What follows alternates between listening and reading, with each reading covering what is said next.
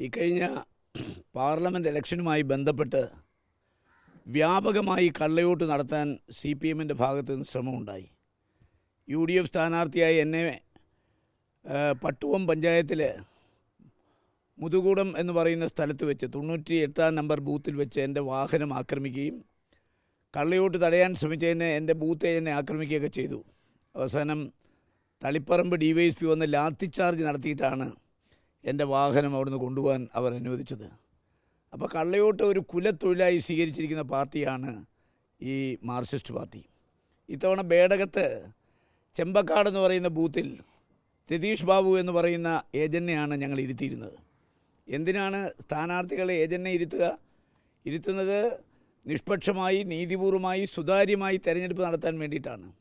ആരെങ്കിലും കള്ളവോട്ട് ചെയ്യാൻ വന്നാൽ തടയുന്നതിന് വേണ്ടിയിട്ടാണ് ഓരോ സ്ഥാനാർത്ഥികളും അവിടെ ഏജൻറ്റന്മാരെ ഇരുത്തുന്നത്. രതീഷ് ബാബു എന്ന് പറയുന്ന ഞങ്ങളുടെ ബൂത്ത് ഏജൻറ്റ് വളരെ സ്തുത്യർഹമായ പ്രവർത്തനമാണ് ചെമ്പക്കാട്ട് നടത്തിയത്. കള്ളവോട്ട് ഇങ്ങനെ വ്യാപകമായി പിടിക്കാൻ തുടങ്ങിയപ്പോൾ അവിടുത്തെ പഞ്ചായത്ത് പ്രസിഡൻറ്റും അതുപോലെ മാർക്സിസ്റ്റ് നേതാക്കന്മാരും അസ്വസ്ഥരായി. തെരഞ്ഞെടുപ്പ് കഴിയുന്നതിന് മുമ്പ് അദ്ദേഹത്തെ അവിടുന്ന് ആട്ടിപ്പായിക്കാൻ ശ്രമിച്ചെങ്കിലും അദ്ദേഹം ബൂത്ത് വിട്ടു പോയില്ല. അദ്ദേഹം ഇലക്ഷൻ കഴിഞ്ഞിട്ടാണ് അവിടം വിട്ടു പോകാൻ തയ്യാറായത്. പക്ഷെ പോകാൻ അദ്ദേഹത്തെ അനുവദിച്ചില്ല. അദ്ദേഹത്തെ തടഞ്ഞു വയ്ക്കുകയും ഭീഷണിപ്പെടുത്തുകയും ചെയ്തപ്പോൾ മറ്റൊരു സ്ഥലത്ത് നമ്മുടെ ആളുകൾ ഇതുപോലൊരു ഏജൻറ്റിനെ തടഞ്ഞു വെച്ചു. സ്വാഭാവികമായി ഞാൻ DYSPയുമായി ബന്ധപ്പെട്ടു. ആദൂർ DYSPയോട് ബന്ധപ്പെട്ടു പറഞ്ഞു അതൊരു നിസ്സാര പ്രശ്നമാണ്, അതിനകത്ത് യാതൊരു വിധമായ ബുദ്ധിമുട്ടുമില്ല, ഉടൻ തന്നെ ഉനൈസിനെ അവിടെ നിന്ന് മോചിപ്പിക്കാം എന്ന് അദ്ദേഹം എനിക്ക് വാക്ക് തരികയും ചെയ്തു. കാരണം CM ഉനൈസ് എന്ന് പറയുന്നത് യൂത്ത് കോൺഗ്രസിൻ്റെ സംസ്ഥാന ജനറൽ സെക്രട്ടറിയാണ്. അപ്പോൾ ഒരു സംസ്ഥാന ജനറൽ സെക്രട്ടറിയെ തടഞ്ഞു വയ്ക്കുക എന്ന് പറഞ്ഞാൽ ഒന്ന് ആലോചിച്ച് നോക്കെ. അധികാരത്തിൻ്റെ ധാർഷ്ട്യം, ഹുങ്ക്, ധിക്കാരമല്ലേ ഒരു പഞ്ചായത്ത് ബസ്സിന്? കേരളം ഭരിക്കുന്നത് തങ്ങളാണ്, 8 വർഷമായി ആഭ്യന്തര വകുപ്പ് തങ്ങളുടെ കയ്യിലാണെന്നുള്ള ആ ധിക്കാരം വെച്ചിട്ടല്ലേ ഒരു സംസ്ഥാന യൂത്ത് കോൺഗ്രസിൻ്റെ ജനറൽ സെക്രട്ടറിയെ തടഞ്ഞു വെച്ചത്. തടഞ്ഞു വെച്ചതിന് ശേഷം അവർ അദ്ദേഹത്തെ കുടുക്കാനുള്ള ശ്രമമാണ് നടത്തിയത്. നമുക്കറിയാം അദ്ദേഹം പഞ്ചായത്ത് ബസ്സിനെ അപമാനിച്ചു. ഇപ്പോൾ ഡൽഹി സംഭവം കഴിഞ്ഞതിന് ശേഷം വാക്കുകൊണ്ടോ നോക്കുകൊണ്ടോ പ്രവൃത്തി കൊണ്ടോ സ്ത്രീകളെ അപമാനിക്കാനാവില്ല. അതെല്ലാവർക്കും അറിയാവുന്ന കാര്യമാണ്. പഞ്ചായത്ത് ബസ്സിനുമായി യാതൊരു തർക്കവും ഉണ്ടായില്ല. വാദിയെ പ്രതിയാക്കുകയാണ് അവരവിടെ ചെയ്തത്. ഞങ്ങളുടെ ഉനൈസിനെ തടഞ്ഞു വെച്ചിട്ട് ആ ഉനൈസിനെ പീഡന കേസിൽ പ്രതിയാക്കാൻ ഇവർ ശ്രമിച്ചു. ഇപ്പോൾ തിരുവനന്തപുരം മേയർ ആര്യ രാജേന്ദ്രൻ നാറിയിരിക്കുകയാണ്. ഒരു ഡ്രൈവറുമായി കയറി ഉടക്കി അവസാനം അവർ വഷളായിരിക്കുകയാണ് എന്ന് പറഞ്ഞ പോലെയാണ് ഈ പഞ്ചായത്ത് പ്രസിഡന്റ്.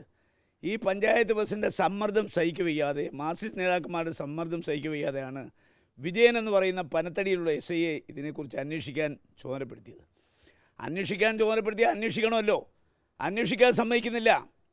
അന്വേഷിക്കാൻ സമ്മതിക്കാതെ ഉനൈസിൻ്റെ പേരിൽ പീഡന കേസ് ചാർജ് ചെയ്യണമെന്നുള്ളതാണ് അവരുടെ ആവശ്യം.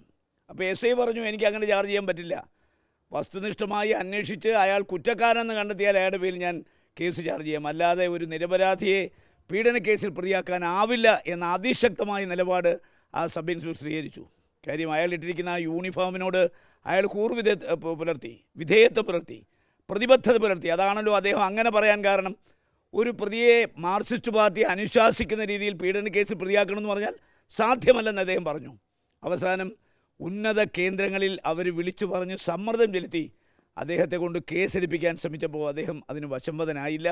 കേസെടുക്കാനാവില്ല എന്ന അടിയുറച്ച നിലപാട് നിന്ന അദ്ദേഹത്തെ സമ്മർദ്ദത്തിലാക്കി പോലീസ് ഉദ്യോഗസ്ഥന്മാരും പാർട്ടി നേതാക്കന്മാരും ഈ പഞ്ചായത്ത് ബസ്സിനും കൂടെ.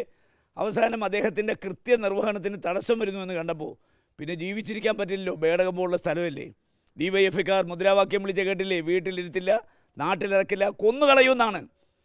TP ചന്ദ്രശേഖരൻ്റെ അനുഭവം നമ്മുടെ മുമ്പിലുണ്ട്. അതുപോലെ കൃപേഷിൻ്റെയും ശരത്ലാലിൻ്റെയും അനുഭവം നമ്മുടെ മുമ്പിലുണ്ട്. ഷുഹൈബിൻ്റെ അനുഭവമുണ്ട്. അതുപോലെ ഒരു യൂത്ത് കോൺഗ്രസിൻ്റെ സംസ്ഥാന സെക്രട്ടറിയെ കൊന്നുകളയുമെന്ന് പരസ്യമായി മുദ്രാവാക്യം വിളിച്ചു. സബ് ഇൻസ്പെക്ടറെ ഭീഷണിപ്പെടുത്തി അയാളെയും കൊന്നുകളയുമെന്നാണല്ലോ സ്വാഭാവികമായി പറയുക. അപ്പോൾ അദ്ദേഹം എലിവേഷൻ കഴിച്ച് ആത്മഹത്യയ്ക്ക് ശ്രമിച്ചു. ഞാൻ ഇത് കഴിഞ്ഞിട്ട് 3-ാം തീയതി മംഗലാപുരത്ത് പോയി. മംഗലാപുരത്ത് പോകാൻ കാരണം ബാലകൃഷ്ണൻ പെരിയുടെ അമ്മ സുഖമില്ല, ആശുപത്രി കിടക്കുന്നു. അവരെ കാണാനായിട്ട് പോയപ്പോൾ ഇയാൾ ഇന്ത്യാന ഹോസ്പിറ്റൽ, അവർ കിടക്കുന്ന ഏനപ്പോയ ഹോസ്പിറ്റലാണ്. ഇന്ത്യാന ഹോസ്പിറ്റൽ എന്ന് പറഞ്ഞാൽ അവിടെ ചെല്ലുമ്പോഴാണ് അറിയുന്നത് ഇദ്ദേഹത്തെ എറണാകുളത്തേക്ക് മാറ്റി. ഇന്നലെ വൈകിട്ടാണ് ഞെട്ടിപ്പിക്കുന്ന വാർത്ത പുറത്തു വന്നത്. ആ എലിവേഷൻ കഴിച്ച സബ് ഇൻസ്പെക്ടർ വിജയൻ ഇന്നലെ മരണപ്പെട്ടു എന്നുള്ള വാർത്തയാണ്. ഞാൻ അദ്ദേഹത്തോടൊപ്പം നിൽക്കുന്ന ആളുകളെ എറണാകുളത്ത് വിളിച്ചു. കളമശ്ശേരിയിലാണ് ഇന്ന് രാവിലെ ഞാൻ പറഞ്ഞ് പോസ്റ്റ്മോർട്ടവുമായി ബന്ധപ്പെട്ട് ഇൻക്വസ്റ്റ് തയ്യാറായി കഴിഞ്ഞാൽ എന്ത് സംവിധാനം വേണമെങ്കിലും ഞാൻ ചെയ്തു തരാം. പരിയാരത്ത് കൊണ്ടുവരുന്ന അവിടെ വെച്ച് പോസ്റ്റ്മോർട്ടം നടത്താം. ഇനി കളമശ്ശേരിയിലാണ് നടത്തേണ്ടതെങ്കിൽ അവിടെ ചെയ്തു കൊടുക്കുക. അപ്പോൾ അവരെന്നെ വിളിക്കാം എന്ന് പറഞ്ഞു. ഇൻക്വസ്റ്റ് തയ്യാറാക്കി കഴിഞ്ഞാൽ ഉടൻ അവർ വിളിക്കാമെന്ന് പറഞ്ഞു. എന്തായാലും ഇത് ഒരു ആത്മഹത്യയായി കാണാൻ നമുക്ക് ആർക്കും കാണില്ല. ഒരു മനുഷ്യനെ, ഒരു നിരപരാധിയായ നിർദോഷിയായ ഒരു മനുഷ്യനെ ഭീഷണിപ്പെടുത്തി ആത്മഹത്യക്ക് പ്രേരിപ്പിച്ചു. അപ്പോൾ ആത്മഹത്യ ഇതൊരു കൊലക്കുറ്റമായി വേണമെങ്കിൽ കാണാം. മനഃപൂർവ്വം ആണ് ഇയാളെ ആത്മഹത്യയിലേക്ക് വഴിവെച്ചത്. അതുകൊണ്ട് ഈ പഞ്ചായത്ത് പ്രസിഡൻറ്റും അതുപോലെ തന്നെ CPMൻ്റെ ഉന്നതരായ നേതാക്കന്മാർ അത് അന്വേഷണം നടക്കട്ടെ. ആരൊക്കെയാണ് ഈ സബ് ഇൻസ്പെക്ടറെ ആത്മഹത്യയിലേക്ക് പ്രേരിപ്പിച്ചത്? പ്രേരണാകുറ്റം ഉണ്ടല്ലോ, അവരുടെ പേരിൽ കേസെടുക്കണം. അത് വെറും CPMൻ്റെ പഞ്ചായത്ത് പ്രസിഡൻറ്റും CPM നേതാക്കന്മാരും മാത്രം പോരാ. അദ്ദേഹത്തിൽ ഭരണത്തിൻ്റെ സ്വാധീനം ഉപയോഗിച്ചുകൊണ്ട് സമ്മർദ്ദം ചെലുത്തിയ ഉദ്യോഗസ്ഥന്മാരാരെന്ന് കണ്ടുപിടിക്കണ്ടേ? അദ്ദേഹം ഒരു സബ് ഇൻസ്പെക്ടറാണ്, അതിന് മുകളിൽ ഉദ്യോഗസ്ഥന്മാരുണ്ടല്ലോ. ഏത് ഉദ്യോഗസ്ഥനാണ് അദ്ദേഹത്തെ പീഡന കേസിൽ ഉനൈസിൻ്റെ പേരിൽ കേസെടുക്കണമെന്ന് സമ്മർദ്ദം ചെലുത്തിയ ഉദ്യോഗസ്ഥരാണ്? അവരെ സർവീസിൽ നിന്ന് അന്വേഷണ വിധേയമായി സസ്പെൻഡ് ചെയ്യണം. അവരുടെ പേരിൽ അന്വേഷണം നടത്തണം. കാരണം മനുഷ്യൻ്റെ ജീവനും സ്വത്തിനും സംരക്ഷണം കൊടുക്കുക എന്നുള്ളതാണ് ഒരു ഗവൺമെൻറ് ഉത്തരവാദിത്വം. ആ ഉത്തരവാദിത്വം നിർവഹിക്കുന്ന നിർവഹണ ഉദ്യോഗസ്ഥനാണ് പോലീസുകാരൻ. ആ പോലീസുകാരനെ ജോലി ചെയ്യാൻ സമ്മതിക്കുന്നതെന്ന് പറഞ്ഞാൽ എന്താണ് പിന്നെ ഈ രാജ്യത്ത് നടക്കുക? അതുകൊണ്ട് ഈ പഞ്ചായത്ത് പ്രസിഡൻ്റെയും മാർക്സിസ്റ്റ് നേതാക്കന്മാരുടെയും ബേടകത്തെ അതുപോലെ തന്നെ പോലീസ് ഉദ്യോഗസ്ഥന്മാർ ആരാണ് ഈ സബ് ഇൻസ്പെക്ടറെ സമ്മർദ്ദം ചെലുത്തി? നമുക്കറിയില്ലല്ലോ ആ സമ്മർദ്ദം ചെലുത്തി ആരാണെന്ന്. എന്തായാലും അദ്ദേഹത്തിൻ്റെ കുടുംബാംഗങ്ങളോട് വെളിപ്പെടുത്തി കാണും ആരൊക്കെയാണ് സമ്മർദ്ദം ചെലുത്തിയത്. അത് വിശദമായ അന്വേഷണം നടത്തി ഇവരുടെയൊക്കെ പേരിൽ കൊലക്കുറ്റത്തിന് കേസെടുക്കണമെന്ന് ഞങ്ങൾ ആവശ്യപ്പെടുകയാണ്. ഈ കേസ് അങ്ങനെ വിടുമെന്ന് ആരും കരുതണ്ട. കാരണം ഇവിടെ തെരഞ്ഞെടുപ്പെന്ന് പറയുന്നത് ജനാധിപത്യമാണ്. ജനാധിപത്യത്തിൽ നിഷ്പക്ഷമായി, നീതിപൂർവമായി, സ്വതന്ത്രമായി, സുതാര്യമായി തെരഞ്ഞെടുപ്പ് നടത്തണം. അല്ല, തെരഞ്ഞെടുപ്പെന്ന് പറഞ്ഞാൽ കള്ളവോട്ട് ചെയ്യുന്നവനുള്ള കാലമൊക്കെ പോയി. അതൊക്കെ കള്ളവോട്ട് നടത്തിയിരുന്നൊരു കാലമൊക്കെ പോയി. ഇനി കള്ളവോട്ട് പിടിക്കും. നായും കുരുണും പൊടിയല്ല. തലവെട്ടുമെന്ന് പറഞ്ഞാൽ ബൂത്തിൽ ആളെ ഇരുത്തും, കള്ളവോട്ട് പിടിക്കും.